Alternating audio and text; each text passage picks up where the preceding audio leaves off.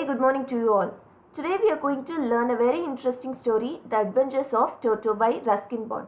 So this is a very humorous and adventurous story of a naughty monkey named Toto. So the writer's grandfather, he bought a monkey from a Tonga driver, and the pranks played by Toto is narrated in a very interesting way in this story. Before going into the story, we'll see a short introduction about the author. So the story, The Adventures of Toto, was written by Ruskin Bond. He was a current living author, and he was born on 19th May 1934. He is an Indian author of British descent, and he lives with his adopted family in Lander, Missouri. The Indian Council for Child Education has recognized his role in the growth of children's literature in India. And also he was awarded the Sahitya Akademi Award in 1992 for Our Trees Still Grow in Dahra, his novel in English. He was awarded the Padma Shri in 1999 and the Padma Bhushan Award in 2014. So now let's move on to the story. Grandfather bought Toto from a Tonga driver for the sum of 5 rupees. The Tonga driver used to keep the little red monkey tied to a feeding trough, and the monkey looked out of place there that grandfather decided he would add the little fellow to his private zoo. So here feeding trough means a large container for feeding animals, and Tonga means a horse cart. Here the story is narrated by the writer. So what happens is, the writer's grandfather, he purchased a monkey named Toto from a Tonga driver. Tonga driver means a horse cart driver, by paying 5 rupees to him. And the driver had tied the red little colored monkey to a large container so that he could not run away. So when the writer's grandfather saw the monkey, he had a desire to add him to the collection of animals which we had in his zoo. Toto was a pretty monkey. His bright eyes sparkled with mischief beneath deep-set eyebrows, and his teeth, which were a pearly white, were very often displayed in a smile that frightened the life out of elderly Anglo-Indian ladies. But his hands looked dried up, as though they had been pickled in the sun for many years. Yet his fingers were quick and wicked, and his tail, while adding to his good looks, also served as a third hand.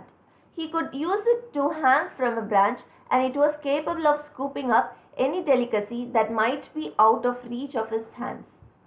So here Anglo-Indian means a person relating to both Britain and India. Pickled means food that is preserved in vinegar, and scooping up means lifting. So here the writer gives a description of Toto. So he had a very bright shiny eyes which were full of mischief, and the eyebrows were deeply set on his face. His teeth were like pearls. So many ladies belonging to that Anglo-Indian community, they got scared when they saw his teeth which were displayed when he smiled.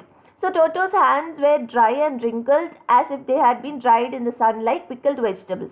So he also had a very long tail, and the grandfather, he thought that the tail added a good look for an animal. So Toto's tail was like a third hand for him. So it helped him to hang from a branch of the tree, and he also used it to lift objects which were beyond his hand's reach. Grandmother always fussed when grandfather brought home some new bird or animal. So it was decided that Toto's present should be kept a secret from her until she was in particularly good mood. Grandfather and I put him away in a little closet opening into my bedroom wall, where he was tied securely, or so we thought, to a peg fastened into a wall. So here peg means a hook. So the writer's grandmother, she was very much against with the grandfather's attitude of bringing new pets like birds and animals. So the grandfather thought that they would hide this fact from her until she was in a good mood. So at that time they can say this to her. So the writer and his grandfather, they secured Toto in a small little cupboard in the writer's room in order to be sure that Toto did not escape, and they tied him to a hook in the wall. A few hours later, when grandfather and I came back to release Toto, we found that the walls, which had been covered with some ornamental paper chosen by grandfather, now stood out as naked brick and plaster. The peg in the wall had been wrenched from its socket, and my school blazer, which had been hanging there, was in shreds. I wonder what grandmother would say, but grandfather didn't worry. He seemed pleased with Toto's performance. Here ornamental means decorative. naked means uncovered, wrenched means broke, socket means attachment, and shred means cut into thin slices. So here the writer and his grandfather, they went to Toto after a few hours. So when they went into the room, it was quite shocking for them because Toto had torn all the decorative papers and he had broken the hook and he had escaped from the binding. And also he tore the writer's blazer into pieces. Blazer means the shirt which he used to wear in his schools. He's clever, said grandfather. Given time, I'm sure he would have tied the torn pieces of your blazer into a rope and made his escape from the window. The grandfather was quite delighted to see Toto's adventure. He felt that Toto was very clever. He said that if they would have given him more time, he would have tied the thin pieces of the writer's torn blazer into a rope and would have escaped out of the window. So now the grandfather was quite delighted to see Toto's adventure and he felt that Toto was very clever. And he also said that if they have given him more time, he would have tied the small thin pieces of writer's blazer into a rope and it would have also escaped out from the window. His presence in the house still a secret, Toto was now transferred to a big cage in the servants' quarter where a number of grandfather's pets lived very sociably together, a tortoise, a pair of rabbits, a tame squirrel, and for a while my pet goat. But the monkey wouldn't allow any of his companions to sleep at night. So grandfather, who had to leave Dehradun next day to collect his pension in Saharanpur, decided to take him alone. Here sociably means a friendly manner. Since Toto was kept secretly inside the house, he was soon shifted to the servants' quarter and he was put in a big cage. He would live with the other pets in grandfather's zoo. So the zoo has a tortoise, a pair of rabbits, a squirrel and the writer's pet goat also. So here Toto was very mischievous and he did not let the animals sleep at night.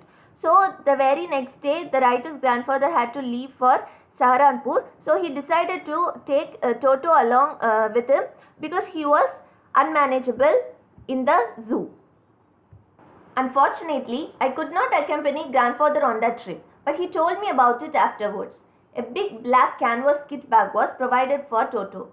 This, with some straw at the bottom, became his new abode. When the bag was closed, there was no escape. Toto could not get his hands through the opening, and the canvas was too strong for him to bite his way through.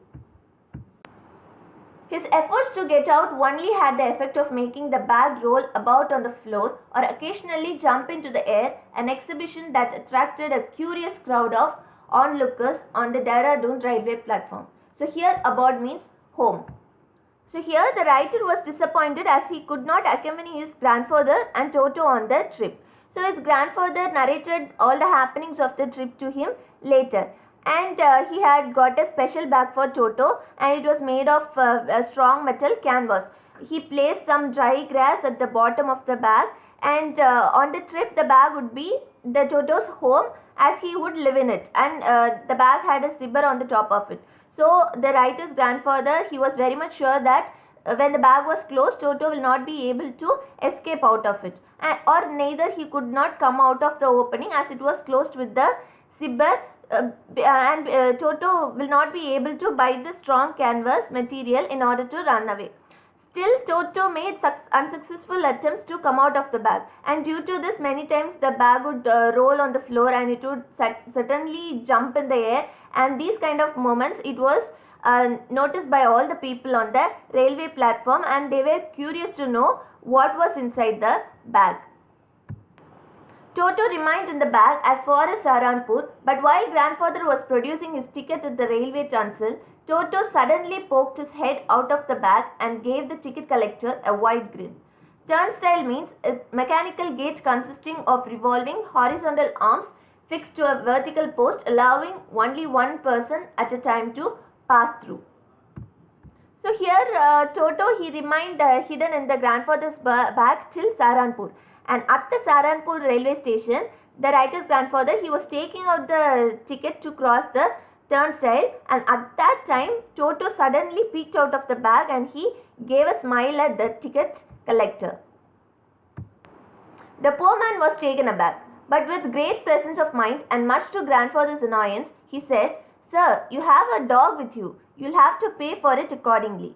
In vain did grandfather take Toto out of the bag. In vain did he try to prove that a monkey did not qualify as a dog or even as a quadruped. Toto was classified a dog by the ticket collector, and 3 rupees was the sum handed over as his fare. Here, annoyance means to anger someone, vain means an unsuccessful attempt, quadruped means an animal which has 4 feet, and fare means ticket price. The ticket collector was very much surprised to see a monkey in grandfather's bag, but he didn't show it outwards, and quickly he asked the grandfather to pay the ticket money for traveling with the dog. But now grandfather, he tried to tell him that it was not a dog but he was a monkey, but he insisted that Toto was not even an animal with 4 feet. But the ticket collector was very firm that Toto fell in the category of dogs, and finally the grandfather had to pay 3 rupees for Toto's ticket. Then grandfather, just to get his own back, took from his pocket our pet tortoise and said, "What must I pay for this, since you charge for all animals?" The ticket collector looked closely at the tortoise, prodded it with his forefinger, gave grandfather a pleased and triumphant look, and said, "No charge, it is not a dog." Here, to get his own back is an idiom, means to take revenge. Prodded means pushed.